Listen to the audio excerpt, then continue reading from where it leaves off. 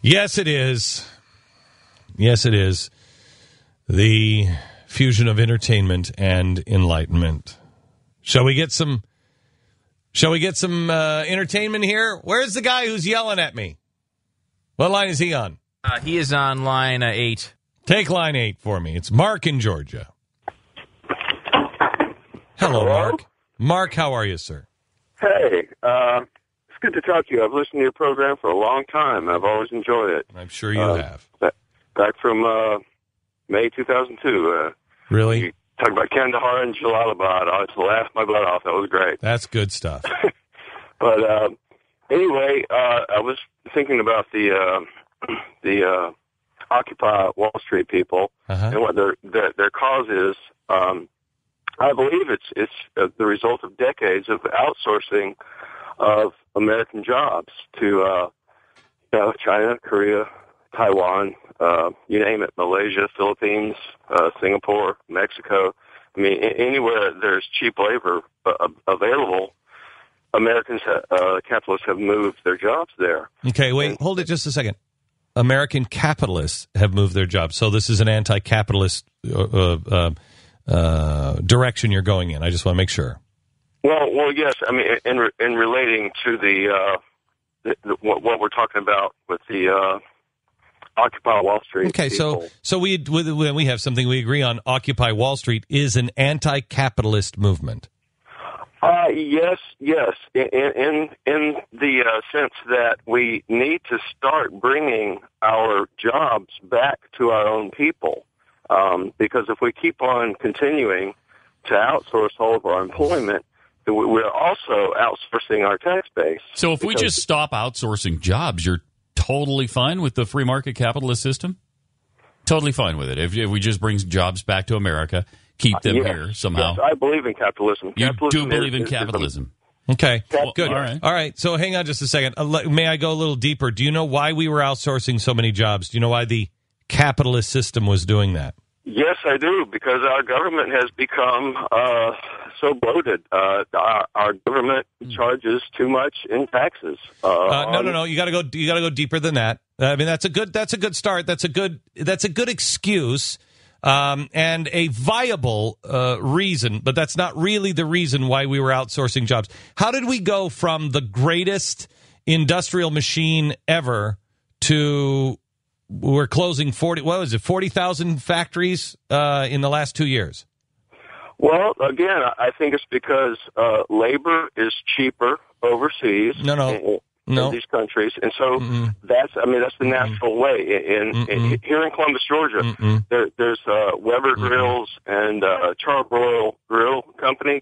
They both moved their factory to China. They have factories now in China. Well, a lot of people lost their jobs. Okay, but you're missing a key step here. If you, because it's critical to understand this one thing, because the capitalist move is encouraged by this government for a reason.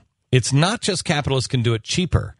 It is encouraged, and it was encouraged because we made a decision in the 1960s to have the Great Society. And when you have the Great Society, what happened was we can't afford everything. So we went off the gold standard. That brings us to Bretton Woods II. Bretton Woods was when we redesigned the world's financial system a second time after World War I. And the world was angry at us. And they said, you can't go off the gold standard. We have your dollars as gold. And we said, listen, we're no longer going to sell our refrigerators to you as we have been. We're instead going to now become a consumer society, and we will buy stuff from you. That's when the government encouraged people to go over to other countries and build their factories there and make things cheaper there and sell them to us. So the problem, again, is the Federal Reserve and going off of the gold standard because of the Great Society.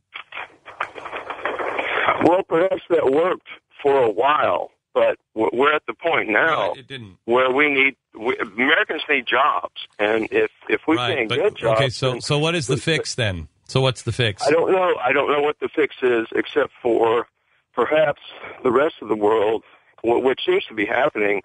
will eventually say we're not going to take it anymore, and we are going to revolt, and we are not going to be slaves anymore. And then perhaps,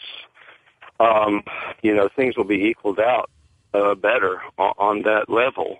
But how is that going to happen? I mean, first of all, you don't seem to have a real. No, I'm not as learned as you. No. I don't mean it that way. I don't mean it that way. I mean, I'm giving you some important information on what the real cause is of that, and you're willing to go down and say, well, maybe the world will revolt. Well, revolt against what? If the world doesn't understand that it was the central banks and the idea of a great society that then devalued the money, forced the jobs overseas because of a deal we made in Bretton Woods 2, you won't understand that George Soros just held Bretton Woods 3 and they're redesigning the world yet again. So you're already. I don't doubt it. I don't doubt it. Right. I know they're printing money. They're printing money. Right, but what you're saying is that the world should revolt and they should get into the streets and they should revolt. Well, that's not going to fix it, because the framework here is that the guys who perpetrated it last time, the guys who are the corrupt. Look at GE, the corrupt in bed with big, now global government, are helping. They want you to destroy this system because they've got the next one ready to go. Glenn, I don't want to destroy it. America, to me, is a beautiful country. I live in a beautiful country with beautiful values. I do not want to destroy it. But I look at what's happening, and I think perhaps the next step won't be actual physical violent revolt, but people may just come together through social networking and they all say at one time, I'm not going to pay my credit card bills, and they just stop. They just don't pay. If you don't want the system destroyed, be careful who you support, because that's what the majority of the people on Occupy Wall Street and Oakland and Los Angeles and Chicago, that's what they want. See, the problem is and Mark, I've looked at this problem for a long time. This is what I do for a living. And I've looked at this for a long time, and I've looked for ways out. There is no comfortable way out. In not honoring your obligations does help destroy the system. Paying down your debt, selling the things that you owe, stopping being a part of that consumer society is good, and that will crush it. But putting yourself, becoming what you despise, and that is what you really despise, what the world is had enough of, is somebody who says one thing but does another, promises one thing and then doesn't come through, somebody who just does it for the money or whatever it is. It's that corrupt selfishness. You cannot just unplug and say, you know what, I owe this money and I signed a contract, but I don't really care anymore. I'm not doing it. You screwed me. No, that's not the way to fix it. Believe me, the darkness is so overwhelming that unless you are standing clearly in the light, you will become a part of those things that will in the end destroy you. Even that's not your intention, even though you want to, build the country back up, you want to reset it, you want to get back to sanity, you want true freedom. I understand those things. But the darkness only needs you to compromise just a little here and a little there, and the whole thing will come unraveling. And it will be there's a collapse coming. Do not collapse your values and your principles. Don't collapse those. It's the only thing in the end that you'll have to hang on to. And it never ends well when you begin to compromise on your integrity. It never ends well. And this is, I think, the same lesson that some voters found with Barack Obama, in that they were in the mood for change. They went after it, and then they never really thought about what happens afterwards. Right. I mean, New York Magazine polled the people down at Occupy Wall Street, and self-defined, 87% of them found themselves to be to the left of Barack Obama. 87% to the left of Obama. What do you think happens if their change gets enacted? You think you win? You think, there's a little bit less corruption in the banks? You think that's what's going to happen with a crowd that's 87% to the left of Barack Obama? If you love America and you love our traditions, the president says that our Constitution is fundamentally flawed and it should be a charter of positive liberties, not negative liberties, which means what the government must provide, not what the government can't do. Well, that becomes then the Soviet Constitution. That is a communist constitution. Free housing, freedom from want, freedom from fear, all of these things, that's bad. Very, very bad. You're not going to maintain the United States of America. More importantly, and really the only thing that we should do is we have to be very, very careful.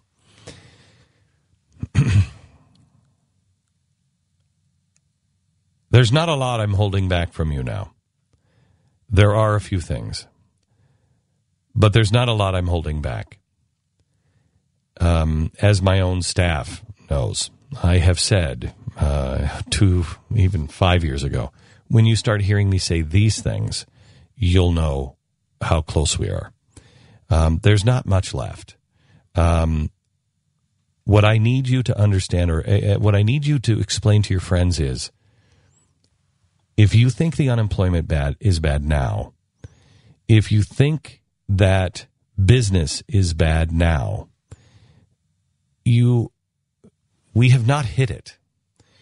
This is a consistent message of mine that has been lost. And it is the message that I gave you on the week that they did TARP. I was at first fine with TARP. I was against TARP, but I endorsed it. I said, look, I don't like this idea. It's bad. However, it will give us time to prepare because it won't last long. And this plane is coming down. It's coming down out of the sky, but at least we can get prepared. By Wednesday, I realized that they weren't, that first week, they weren't going to use this to prepare. They were going to use this to lie to you and say it was fixed. They're doing it now in Europe right now. Merkel, hey, the Germans are going to print some more money. They're going to go ahead and bail some more people out. What, excuse me? That's not going to fix it. It's only going to make things worse in the end. You have to convince your friends that a great depression, something the world has never seen. The money that you have now, and I don't know if it's in 5 weeks or 25 years. I would be much closer to 5 weeks than 25 years.